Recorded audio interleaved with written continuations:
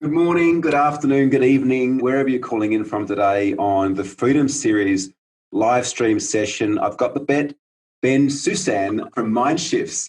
And Babette's a strategy and competitive expert, best-selling author, multiple best-selling author, 7 books I think you've written, which is amazing. Life, leadership and business coach, one of my amazing friends and been coaching and working with me too over recent times. Babette, how are you doing today? Very well indeed. Barry, what about you? I'm amazing. I've just finished actually having a photo shoot with my boys, which How was cute. nice. That was amazing. In and around Perth for the launch of my book and also just to get some lifestyle photos for my family who aren't able to see us now because they're still in lockdown. Yeah. Well, Yeah, so many people, in Victoria, it's all starting all over again. yeah, yeah, absolutely. And can I say too, like, welcome to anyone who's watching this live from any of the platforms of streaming today. I've got Rafi from my team scrolling through all the different chat boxes. So if you've got any questions throughout the next half an hour, 45 minutes, please fill us with as many questions as you can. Myself, Babette, we're more than happy to answer them. And Absolutely. also just hit the like button and let us know where you're calling in from today. So Babette, very interesting times. And I remember I spoke to you, must have been late March, I think, just after I'd landed in Perth. There's a lot of uncertainty in the marketplace. We had some uncertainty around things. And I spoke to you around competitive advantage, around the Mhm. market, around past recessions. And I remember that you shared with me that basically the market was in a huge amount of uncertainty. And although the uncertain times were going to continue, I remember you said to me, well, like there'll be a point where there starts to become certainty in the uncertainty and we'll Mhm. start to see the market shift Yeah. again. How long have you been studying competitive analysis and advantage in companies? I've been working in this area for about 25, 26 years. So it was so interesting. I was on a webinar this morning with the United States. So I had to do something very early in the morning. Yes. And it was interesting how people had asked me questions about competitive intelligence, competitive strategy, analysis, and all of this in business management. And I had said that I've done over 350 projects. Mm. And the key takeaway that I've had over these 25 years and 350 projects Mm. is that, in fact, people think they know more than they do. Mm. So, of all the projects we've done, we've always brought new insights to people's decision making. So, I guess the best thing I would talk about is my focus is on decision making, on Yeah. making better decisions.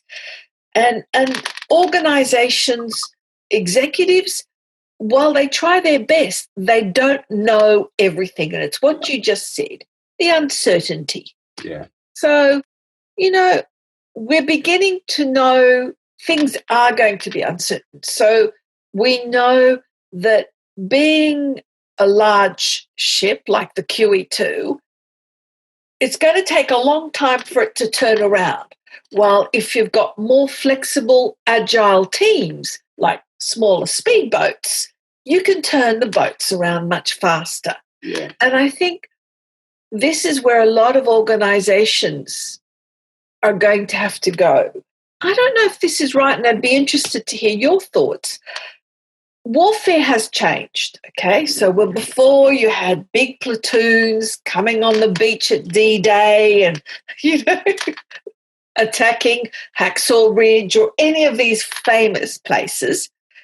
Nowadays, they're small, sharp incursion type teams. So the military has changed the way it does warfare. Mm. And I think what the pandemic has done has said organizations need to change the way they operate. Again, in sharp teams, in product development, in innovation, in Work from home. Sorry? Work from home.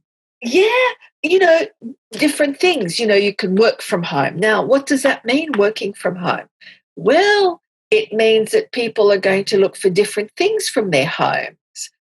So maybe they want bigger homes because now they're working from home. But if they want bigger homes, that means smaller apartments, office space in the next couple of years is going to go down because you don't have to go to an office space. So why should a company pay $1 million in office rent when 50% of the people are working from home?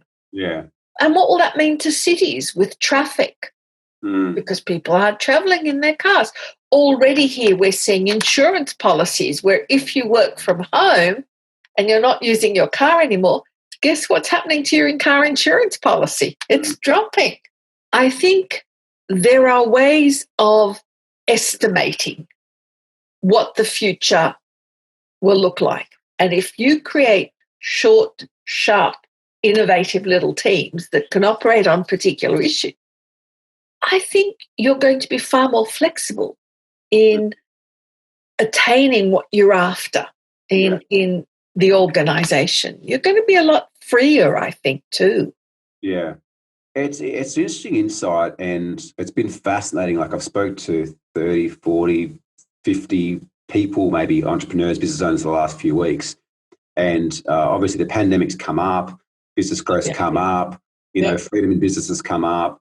And, we are in a once in most likely lifetime changing of environment right now. And, I had a very interesting interview yesterday morning with Michelle Masters, who's one of my old NLP and change work teachers from many, many years ago. Phenomenal woman.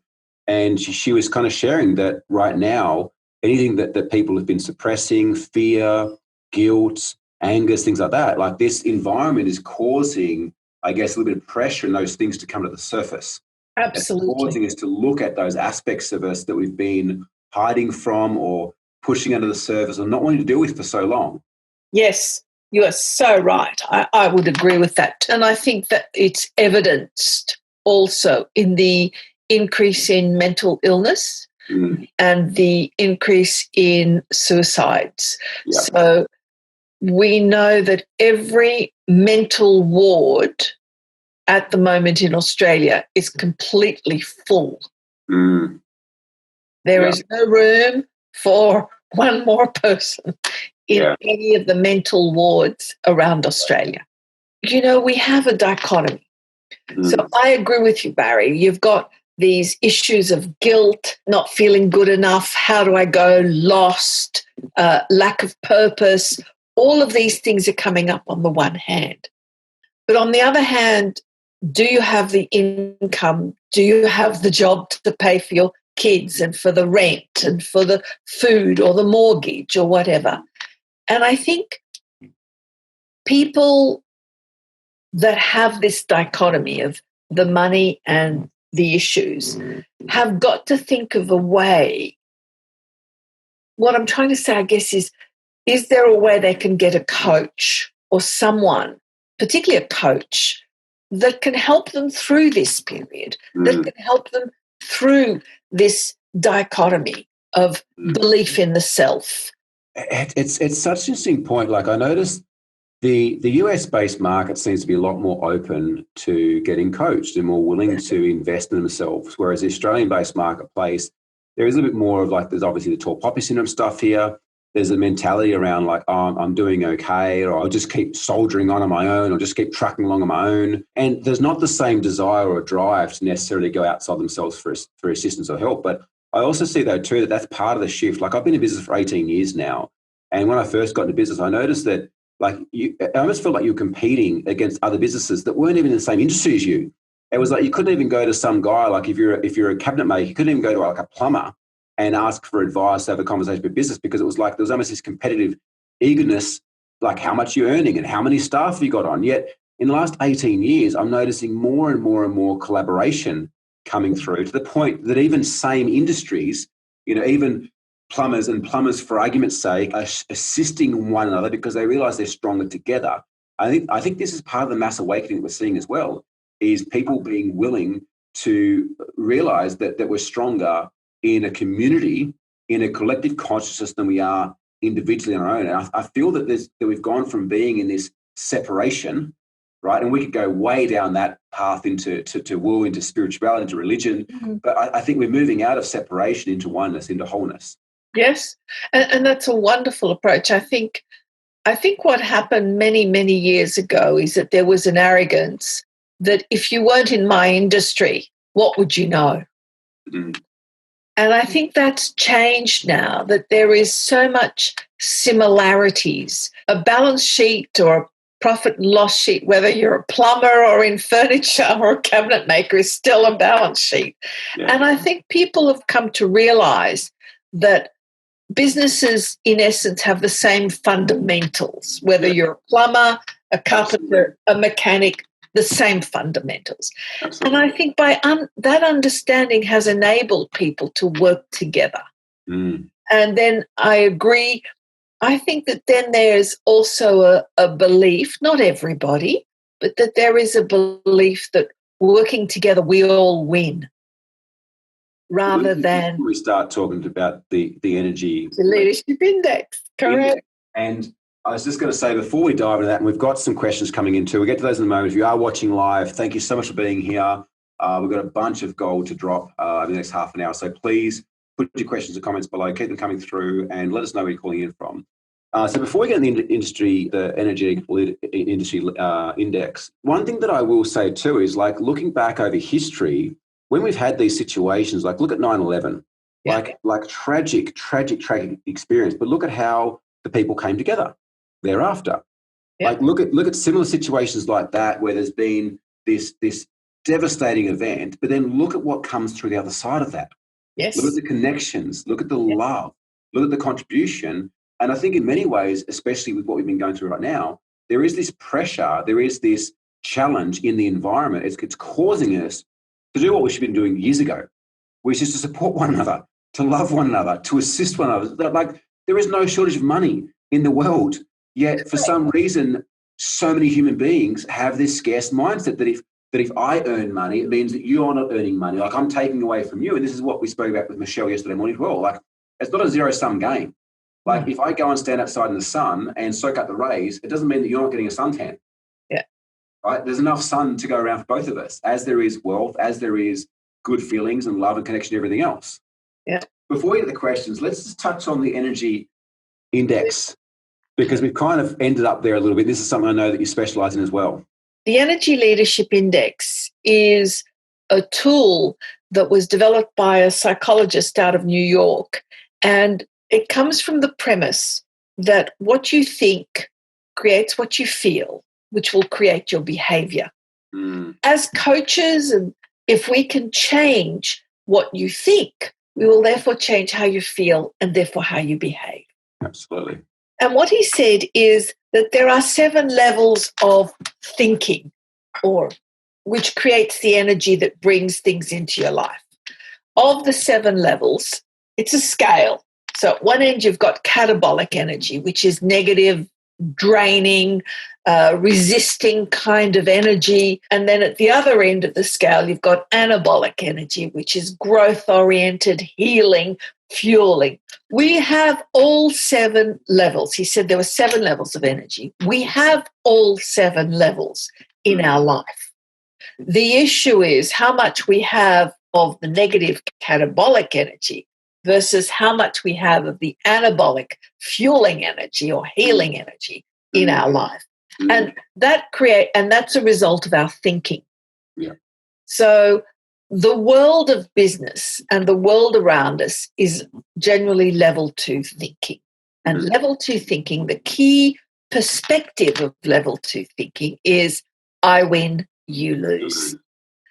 And if you look at anyone with a scarcity mindset, that is all about I win, you lose. Yeah. I can't afford to do this because it'll take away from me. So I can't lose. It's I win, you lose. If you look at government contracts, if you look where you go for the lowest price bidder, often if you look at the law, in fact, is about I win, you lose. It has nothing to do with justice. Nothing. No, our whole system is being created around this seesaw. The interesting thing is that when we're operating from that place, we're manifesting and we're consciously and unconsciously creating the experience to validate that belief that we have. So if we have that belief ingrained in us that, like, I win and you lose, or you win and I lose, nothing else can show up for us. Because even in a win-win situation, we will find a way to unconsciously sabotage that on the seesaw and to validate the beliefs that we have. Correct. When you think about it, Barry, bullies, dictators, politicians, all about I win, you lose. Yeah. So how do we transcend this? Because like my understanding too, and this is some work that we've been doing as well, which was instrumental, like just even knowing it, it was like things started to change. It's like, oh yeah, that makes sense. Things started to change through having that insight. Straight away. Yeah, straight away. But I understand too, though, that we can operate in a certain way. And I'm sure if you're watching, let me know if you can relate to this. We can operate in a certain way when things are going good. But then also when stresses start to come in, when pressure starts to come in, when we're not eating properly, not sleeping properly, things start to happen. I can imagine we can also resort back to these primitive past patterns as well. And it's like, how come I can lead this way at this time, but then when shit hits the fan, I'm more of a narcissist. I'm more like a level 2 leader. I'm going to say something a bit controversial. You can read as many self-help books as you'd like, but until you talk to someone, until you have that interaction with someone, nothing changes, because your blind spots, your biases, your assumptions, your limiting beliefs are not being challenged. You can't challenge yourself in a mirror. How do you challenge yourself in a mirror? You can't. Yeah. And that's why it's so important. I'll never forget when I was doing my coaching certification, someone asked about the difference between therapy or counseling and coaching. And therapy is all about healing the past so you can move forward. Okay? So it's healing the hurt and issues you had as a child. Friends and family want you to change vis-a-vis their perspective of how you should be. And a coach says, screw all of that. Let me help you move forward to achieve the goals you want to achieve. And so you work towards what is getting in the way of that person achieving their goals. Yeah. And it has to come down to the thinking, the limiting beliefs. And you can look in as long as you want in the mirror. Yeah. You're not going to change. Yeah. Yeah. And leadership is something that I see a lot. And I don't go into leadership too much in my book per se. I do talk a lot about building great teams. And one thing that I found is such a key to unlock that is your ability to be vulnerable as a leader, but not have to have all the answers, to show up whole, complete, and unfinished, and all the time, your team will follow you. And so if you're late to meetings, if you're not showing up, if you're not speaking your truth, if you're trying to act too perfectly one way, it's only a matter of time, even hiring great staff that are maybe punctual before they stop to show up late to meetings because they follow you as the leader. So can you just take us through like quickly, like a brief overview of like level 2 to, let's not worry about level 1, level 2 to kind of level 7. What's the belief level? Okay. So level 2 is I win, you lose. Yeah. Level 3, the perspective there is I win and hopefully you win too. However, the key thought there is I still win first. Level 4 is all about you win. How can I be of service? And you'll often see this is people who work in charities, set up charities or volunteers. It's all about you win. How can I be? How can I help you win? Yeah. Level 5 is we all win or no one wins. I keep thinking of Nelson Mandela and his platform when he ran for the presidency of South Africa. It was all, and broke up apartheid. It was all about all of us working together to destroy apartheid or South Africa would lose. So you can take level 5 at a very big scale. Yeah. And yet you can take it in a small scale. Level 6 is we always win. Because if you take a long-term view of things rather than a short-term, you do win. So you may go through the fire of life experiences, But my God, it makes you resilient. It gives you courage. It gives you a wisdom and insight that character. you never have received if you hadn't gone through that fire. Yeah. So ultimately, we all win. But level 7 is my favorite. I love this. Yes. Winning and losing are illusions. Yes. They are rules that were created to play the game of life that humans created. Winning and losing doesn't exist. They're illusions. They're what you make of it. People say, oh, yes, I get that. But until someone starts to challenge your thinking, so things like we've done, Barry, where I've said to you, okay, where's that statement? What level is that statement? You go, oh, shit, that's a level 2. And you thought you're coming from level 5. This is how we learn as humans. This is how we grow. This is what energy leadership, it's a fabulous tool. It can be done online, but you do need an hour for a debrief. Yeah. And the wonderful thing about it is that after you've done the tool, once I use it in my coaching programs, that I do it at the beginning of the coaching program and I do it at the end, so people can actually see the impact of their thinking, their change in thinking that has occurred over a short period of time. Absolutely. Good time to kind of go in with these questions. If you're watching live, so grateful you're here. Please comment your questions below. We'll get them answered for you guys today. Heather from Melbourne, given the current environment, how does uncertainty change decision-making or questioning skills? Great question. Well, let's put it this way. If you're arrogant and you believe you know everything, you're not going to question anything, whether there's uncertainty or not. But if there is uncertainty, I think those that are more humble are going to be more open to asking questions. Those that know they don't know everything, are willing to listen, are going to ask questions. It's the same as, your example, Barry, earlier of the CEO or the boss or the leader that comes in late. If you think you know all the answers, then everybody else around you are going to play the same game. If you think you know everything during times of uncertainty, that you've got to be the leader and charge through, and well, guess what? That's exactly what they're going to do. The same. And as opposed to, what do you think we should all do? What are your thoughts about this? And I think good leaders during times of uncertainty will ask more questions. Absolutely.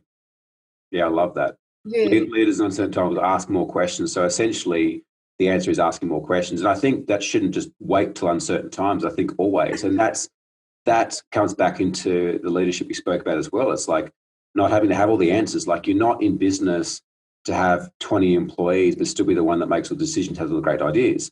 And this is where many business owners get stuck, because as they start to move out of like growth into scale phase, they need to start to relinquish the control that they have over the organization. And it feels uncomfortable as shit to step back and not be involved day to day. And trust. Absolutely. But if you've hired the right people and you've put the right process systems in place, and like we teach our hiring process in the book as well, step by step, including the strips. If you hire the right people, you can step back and know they will actually make mistakes. That's okay. That's part of the process.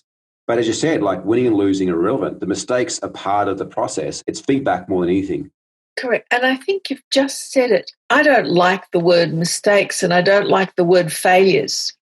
I tend to use, what did you learn? What are the learnings? Because you can't learn if you don't make mistakes.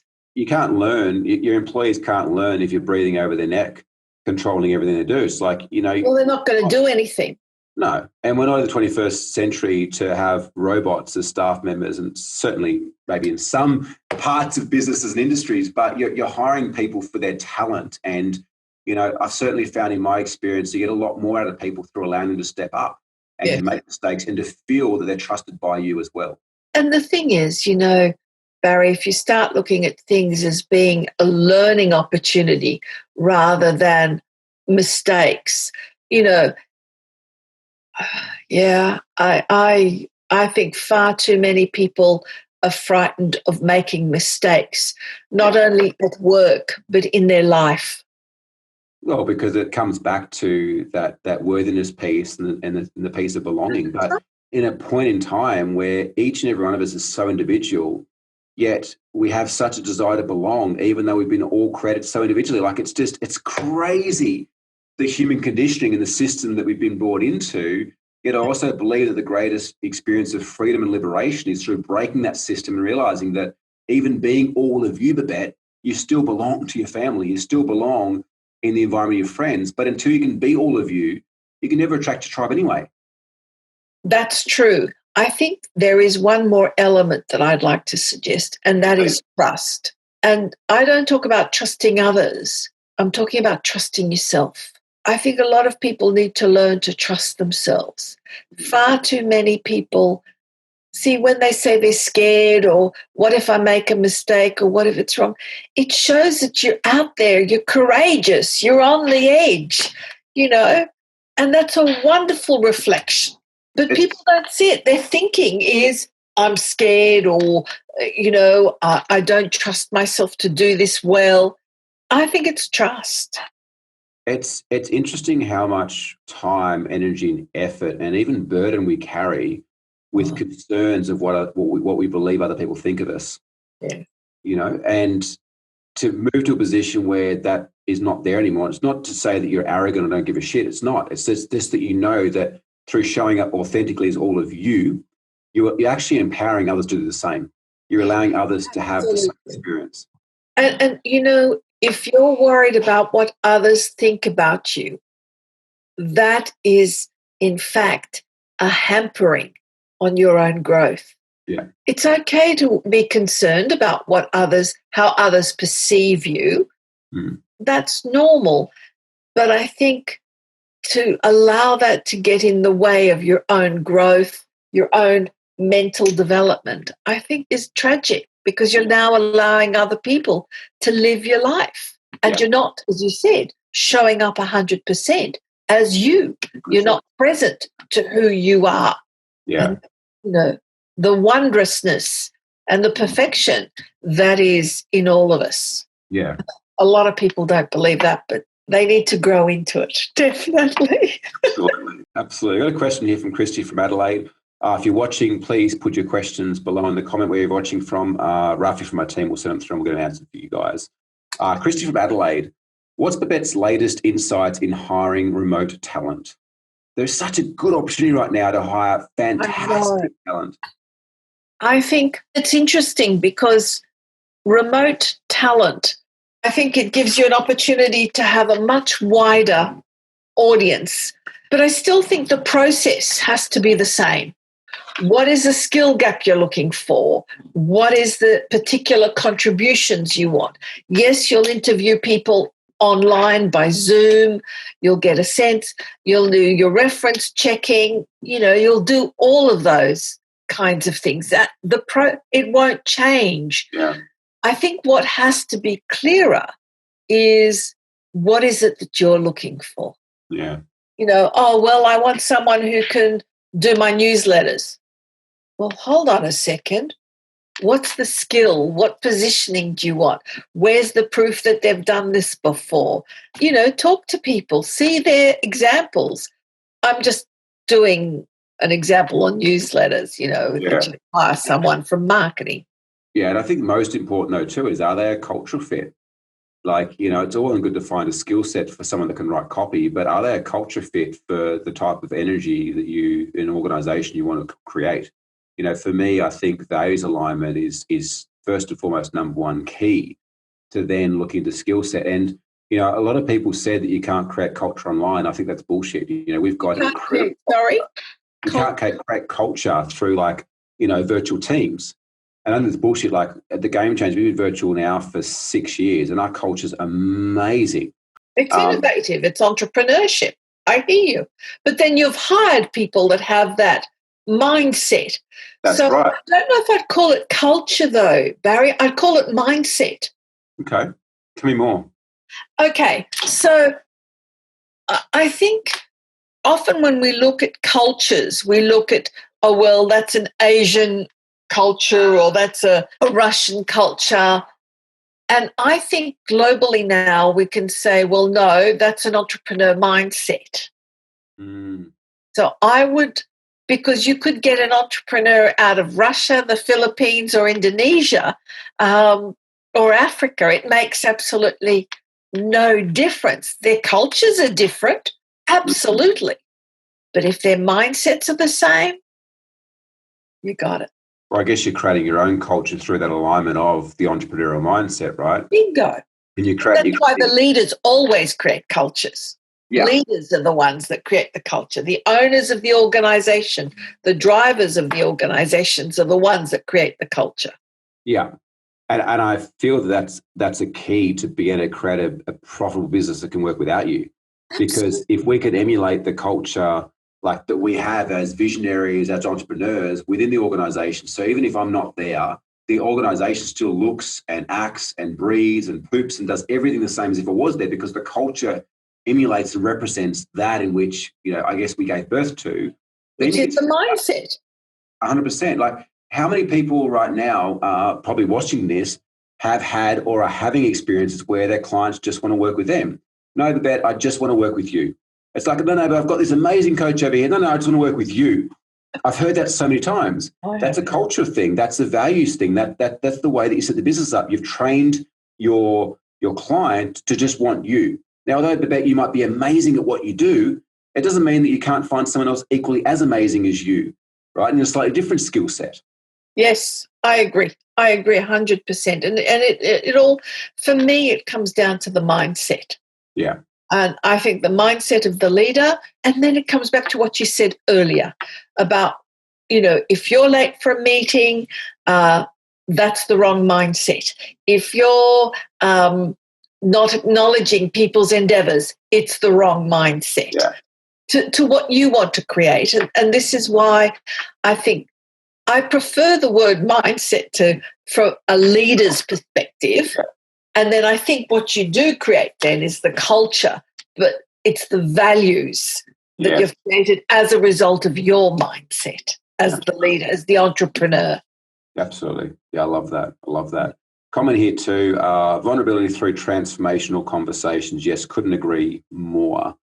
Babette, if there's anyone watching this right now that are feeling they'd like to maybe connect with you, reach out or find out more about what you do, like I know that you've got to do a bunch of things. The Leadership Energy Index is just one aspect of what you offer. Where's the best place for them to find you? Absolutely, on my website. And that's MindShifts, mindshifts.com.au. And there they can connect with me. They can see what I do and the programs and all the stuff I do. Outstanding. And we'll put a link below as well. Thank you. Definitely reach out if you've got more questions around the amazing work that Babette does or want to have a chat offline, take it further. And equally too, we'll put a link below. The pre-release of the book has launched as well, which is freaking amazing. The feedback's been overwhelming, to say the least. I'm just so excited to help more business owners to succeed and, create amazing businesses. I think that they're the future of the world. Level 5. Love it. Thank you so much for everyone who's tuned in today, either live or on the replay. Keep the questions and comments coming, and looking forward to seeing the next one. Babette, thank you so much for your time. Barry. Thank you for this. Thank you so much for tuning into this episode of the Game Changers podcast. There's a couple of things I'd love you to do to help us and help yourself to spread the message further. Make sure that you like the Game Changers on Facebook, Instagram, YouTube, Twitter, LinkedIn. Please subscribe by clicking the link below to ensure that you keep up to date with the weekly episodes we share here at the Game Changers podcast with amazing entrepreneurs and business owners around the world. And of course, if you're in a position where you may be overwhelmed with business or looking for a way to grow faster, more effectively, and you realize that the key to success is being surrounded by amazing people who have been there and done that before, I'd like to invite you to apply to have a game plan session one-on-one with one of my team here at the Game Changers. There's no cost. If you get through, all that we ask is that you are doing a minimum of $250,000 per year to really be able to utilize the strategies and the tactics and the mindset shifts that we share with you, that you're coachable, that you're a decent person, and you're willing to take on board some advice. If not, that's totally cool. But I know for me, I wouldn't be where I am right now without the support of so many mentors and coaches and resources along the way. And I'd like to pay that forwards and give back to you the opportunity to work with us one-on-one for free to put together a customized game plan. And the reason we're doing this is a couple of things. Number one is that sometimes it's just the smallest thing that can make the biggest difference. And I think that entrepreneurs and business owners have the opportunity to change the world. And if we can maybe help you to make the smallest shift to change your life and your world, you're changing ours in return. The second thing is that we are always looking for amazing clients to work with and to welcome into and invite into the Game Changers community. And so if at the end of the call, you do feel that there's a huge amount of value there, that we feel that there's a great values fit there, we can have a conversation about working together. But this game plan call, there's absolutely no obligations to work with whatsoever. Allow us to help you with the years and years and years of knowledge that we have in growing and scaling great companies.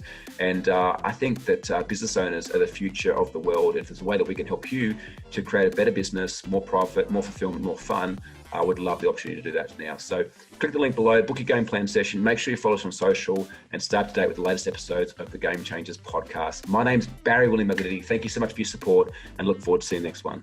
Bye for now.